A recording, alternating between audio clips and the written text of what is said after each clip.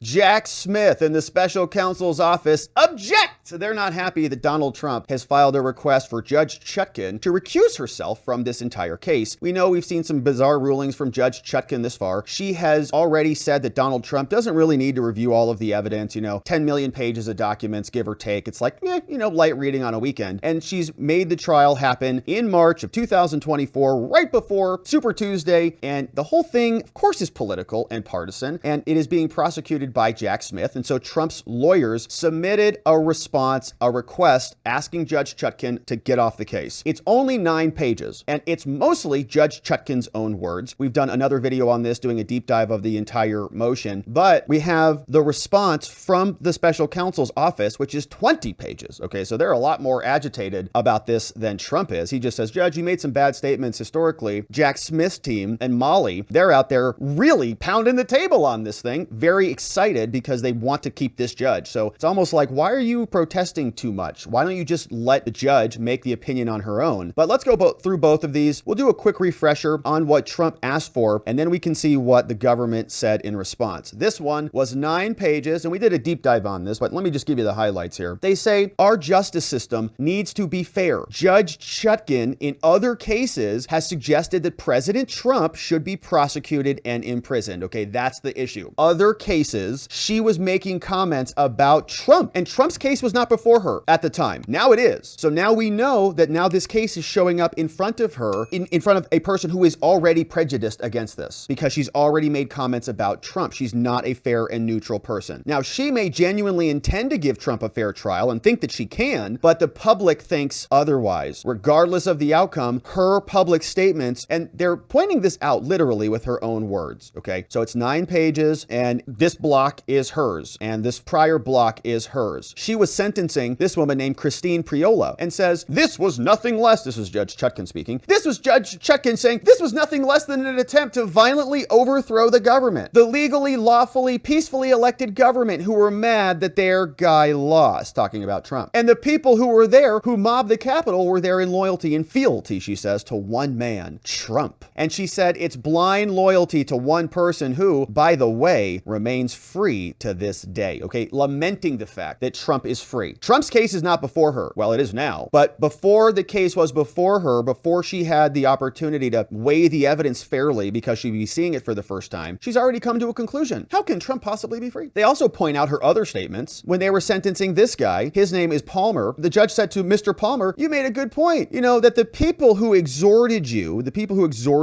and encouraged you and rallied you to go and take action and to fight, they have not been charged. And at the time, Donald Trump had not been charged for this. That is not this court's position. I don't charge anybody. I don't negotiate plea offers. I don't make charging decisions. I sentence people who have pleaded guilty or been convicted. The issue of who has or who has not been charged is not before me. I don't have any influence on that. I have my opinions, but they are not relevant. So it is very clear that she's got an opinion about this. She says it herself. I have my opinions. Yeah, we know you do. And she's lamenting the fact that the people who have exhorted him, the people who in another statement she says were there attacking in fealty, in loyalty to one man, it's Trump. So in making these statements, Trump's defense says this is obviously not good. Chutkan agreed with portion of his sentencing memorandum and wrongly placed blame on President Trump. And she's made that statement a number of times. Okay, so this is the rest of the argument. They say the Fifth Circuit has said that you need to show that there is absolute impartiality. Therefore, to preserve the reality and even the appearance of impartiality, a judge should recuse herself when there might reasonably be questions about her impartiality. That's the standard. We don't have to show actual bias, that she's actually biased, or that she will be biased. We don't have to prove that. That's a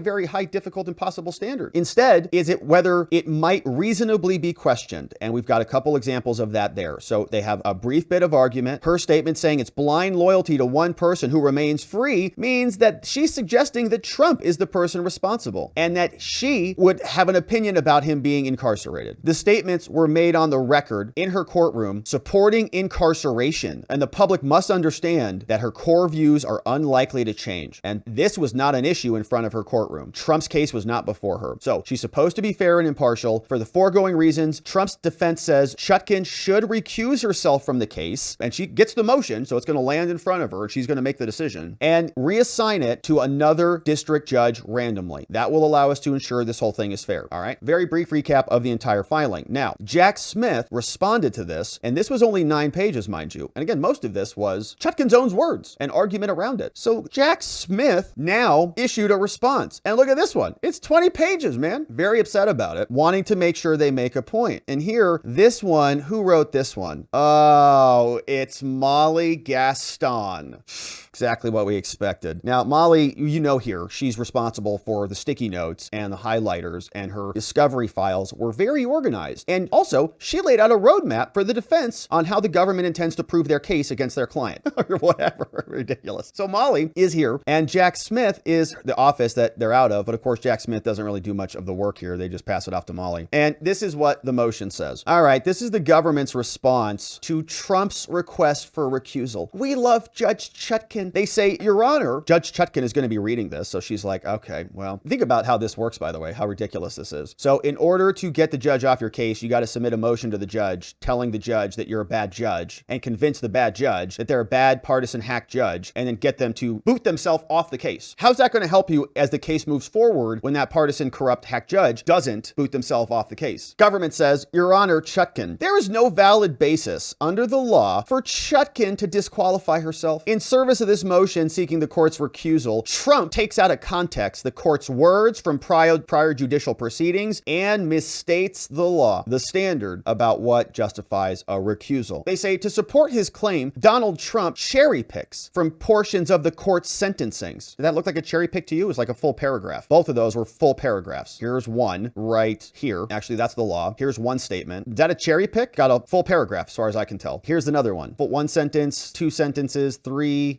like 3, 4, 5 sentences. It's a full paragraph. All right, let's see what else they say. Says that they cherry pick from portions of the court's sentencings for 2 individuals on J6 crimes. In both instances, the court was responding to and ultimately rejecting a common argument raised by the J6 offenders that they deserved leniency because their actions were inspired by or were not as serious as those who contributed to the riot, who had not been held responsible, including Trump. So she's kind of admitting. The court's statements addressing the mitigation argument were factually accurate, responsive to the arguments, and evidenced no improper bias or prejudgment of the current case, which I'm not real sure how she gets there. She just admits that she's saying those were others who contributed to it, and the judge literally was like passing. She says, yes, I agree with you. Like, yeah, the argument is Donald Trump should be here. He's not. I think the judge is saying, I think he should. That is literally what the argument is, that they're saying she's biased over. Anyways, in addition, Trump's attempt to apply the wrong standard, and again, the standard we just read through was the one where it said, if a reasonable person might believe that the judge is not impartial, might believe, to a reasonable observer, not actually biased, not will be biased, not could be biased, but might. Whereas here, a recusal motion is based on statements made by a judge during the proceedings in response to facts before her. Recusal is only warranted in the rarest of circumstances, where the statements display a deep-seated favoritism. They're quoting from the Supreme Court here, 1994 case, where Judge Chutkan's statements, where they would have displayed a deep-seated favoritism or antagonism that would make fair judgment impossible. The challenge statements, they're saying, that Chutkan said, fall short. It needs to be much more than might reasonably. You see how this works in the law, right? The defense had a statement. They said, here's the standard. Might reasonably believe that they're not impartial. This is saying, no. The rule is it has to be deep-seated favoritism, antagonism that would make judgment impossible, fair judgment impossible, which I think obviously makes the cut right here. I mean, I basically would, under that standard, I would even say every single DC judge should probably recuse themselves from the January 6 cases, because they're all talking about this like it's the end of the country, which is just nuts. And while the defendants here, Trump, while he seeks to avoid that standard, there's no basis for that. And because he fails to establish any bias by the court, much less the deep-seated antagonism required for the recusal, says Molly, the court has a duty to continue overseeing this proceeding, and Trump's motion should be denied. They say Trump fails to mention that there is a presumption against recusal, or set forth the legal standard, or acknowledge the heightened standard here. The reason for their omission is clear. They know that Trump can't meet the standard, so that's why he's not talking about him. But we want to tell you about the standards, Judge. And you can see anytime we see a lot of these quotes and all of these italicized cases, we kind of fast forward through it. And a lot of the time, you'll see this in these court proceedings, in these memos or these motions, we'll see big blankets of case law. We call this the rules section, where they're articulating what the rules are. So they say the question under section 455 is whether a judge's impartiality, here Chutkan's, might reasonably be questioned, which is assessed from the perspective of a third-party observer who understands all the facts and has examined the law. Here, Trump's sole ground for recusal in this case are from statements made during formal court proceedings in her courtroom. There's a higher standard when it comes from her courtroom. The higher standard applies here when they were made in separate proceedings. And she gives us a bunch more rules. Gosh, no wonder this motion is so long. Given the demanding standard for recusal, a judge's in-court statement based on courtroom proceedings almost never give rise to recusal, right? I would probably agree with that, right? Like, is a high standard, no doubt. But this is a historic case, as they tell us, so probably needs to happen. Rather, cases where courts have granted recusal motions tend to involve singular and startling facts. She continues here. Finally, some argument. Says, we're on page 8 already. Good Lord. Argument. In 2 of the dozen January 6 related sentencings that Chutkan presided over, the defendants tried to point their fingers at others, including Trump, to say, give me a better deal. Pointed at Trump and give me a better outcome. The court responded to these arguments as required and rejected them. Now, Trump seeks recusal for the statements when she was just doing her job, claiming that the disqualifying statements impact her impartiality. Prosecutor says they don't do any such thing. Look at the objective nature at them. Because Trump falls short of demonstrating his burden, it should be denied. They say Trump took the statements out of context. Chutkan's statements about which Trump complains came from the performance of her duties. The motion omits important context. First, it's important to understand, they say, that this happened after the attack on the Capitol. Okay, thanks for telling us that. The court, like all the courts, presided over dozens of cases, and like all the other courts, they gained knowledge about the events. The court learned about numerous individuals. They all tried to spread their blame, blah, blah, blah. The court regularly heard variations of the arguments in the form of sentencing, and similar claims were made by defendants in their arguments. Okay, so we know they're pointing the finger at each other. It was with this background, which again, I don't know what adds anything to anything, that the court conducted the 2 sentencing hearings. In both instances, the comments that Trump complains about were not focused on defendant Trump, but instead addressed mitigation arguments brought by them before the court. As such, the court's comments are taken properly in context rather than a hypersensitive, cynical, and suspicious way. All right. So she's saying, okay, they kind of do talk about Trump maybe, but they're just give her the benefit of the doubt. In other words, they evince no bias against defendant. I think she's really grasping here. In fact, the court statements reveal that when the individuals being sentenced attempted to mitigate by assigning blame to Trump, they rejected the argument and responded it had no bearing on those cases. So the judge did say that no, just because Trump did it doesn't mean she didn't let them point the fingers at Trump. That's true, but she still blamed Trump for it all, which is evidences her bias. Furthermore, as set below, prosecutor says, the court made the statements at issue in the course of the court's performance and included them during her sentencing. That's fine, but you can still extract bias from those statements. She can't just say whatever she wants because they're enveloped in a sentencing proceeding or in her courtroom. It's like protected by this force field against bias. She can say whatever she wants? No. This individualized assessment must include consideration of the arguments made by the parties. And here she's actually adding some meat to the other comments. She says, when Judge Chutkan was sentencing Palmer, he was attending Trump's remarks at the Ellipse, wearing a Florida hat for Trump, threw a wooden plank at police officers, all the things. In the sentencing memo, they argued that it should be a mitigating factor, that other people that created a lot of this will never be held accountable. And the judge made a statement here. Let's read what she says. The court first summarized Palmer's argument. She said, the judge was saying this during the sentencing. Chutkan, in support of the downward variance, Palmer refers to these factors. He said that he was motivated to go to the Capitol because of the former president, that's Trump, who had convinced him the election had been stolen and that his presence was needed. He argues that his presence at the Capitol was a result of his desire to act patriotically and that he regrets all of this, and that the purported architects of the riots have not been charged. Is an imbalance to sentence him. He goes to prison while everybody else goes free. After the summary, the court explained why this did not warrant a downward variance. She says, well, it's true, Mr. Palmer, you've made a good point, one that has been raised before, but that is not this court's position. I don't charge anybody. I don't negotiate plea offers. I don't make decisions. I sentence people. The issue or has not been charged is not in front of me. I have my opinions. Exactly, right? She wants Trump charged, but they are not relevant. And you're correct in that no one who is encouraging anybody to take the Capitol has been charged as of yet. And I don't think that fact means you should get a lower sentence. The fact is, there are a lot of people who agreed with you, who didn't like the results of the election, and who thought it was stolen. They stayed home. You decided on your own free will to leave Florida, come to Washington, and go. That's your right. You're not being sentenced for your views. Right. Yeah, right. When you left the rally and went to the Capitol, you saw what was going on. You engaged in combat. That's why you're being punished. So you have a point that the people who may be the people who planned this and funded it and encouraged and haven't been charged, but that's not a reason for you to get a lower sentence. The court then sentenced him to 63 months. Of course she did. In the recusal motion, Trump seizes upon the statements in this ordinary thing and tries to cast them in a sinister light. In particular, they say, you made a very good point. The people who exhorted you and encouraged you and rallied you to take action and to fight have not been charged. And then she did say that, which I don't think that they included in here. There it is. I skipped it. Yeah. You made a very good point. The people exhorted you, encouraged you, rallied you to go, to take action and to fight, which is literally the word that Trump used, right? Fight like hell. That's what they all had a meltdown over. They have not been charged, right? That's the Trump word. So, but that they say that was minimized because later on she said, well, I have my opinions, but they're not relevant. So I guess that inoculates the prior statement. So they say there is no basis for Chutkan's assertion of bias. Taken in proper context, the court made factually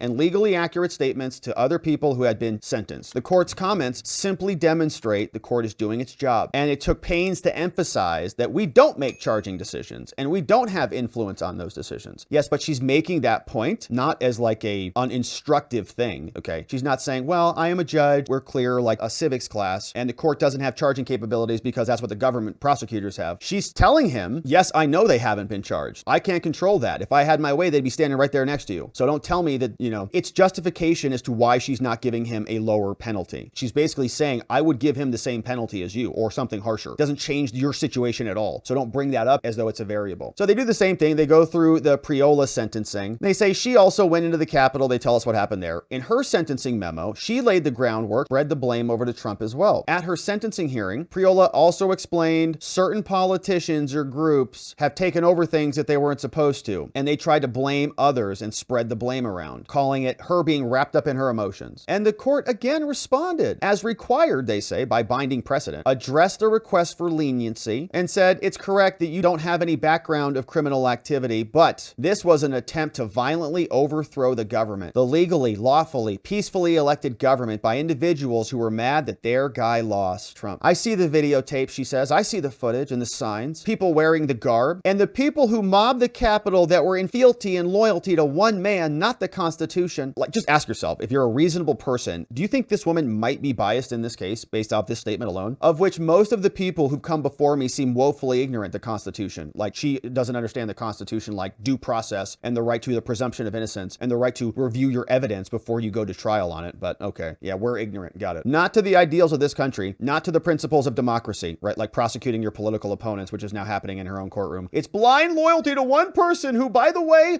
remains free to this day. This is a big complaint from her. Crying all over the place, right? They put this stuff on their highlight reel. There is no mob without the members of the mob, as I've said before. And so you, Priola, made a point saying, if we were to take your participation out of the group, everything would have still happened. Your actions did not contribute, but they did contribute because you were there. So with respect to this sentencing, the defense points to that statement and says, yeah, that might make her biased, might mean that she's biased to an independent observer. But they say, no, it's uncontested and accurate fact in response to a sentencing. And so the judge has a responsibility to comment on these things. And so the court gave her a sentence as is appropriate. They say also that Trump fails to meet his burden, that there is not a deep-seated favoritism or antagonism there, which of course we just read those statements. You can be the judge of that. They cite some law. They say Trump cannot point to any statements expressing actual bias, which I don't think he's saying that. And by the way, that's not even what their own standard admits to. Where did this change just happen? You see how this works? Do we skip something here? Actual bias. When did the standard turn to actual bias? All this says is, this is the rule that she just cited. Display a deep-seated favoritism and antagonism that would make fair judgment impossible. It doesn't say actual bias. That's not the standard. That's from a Supreme Court case. Then it just modifies.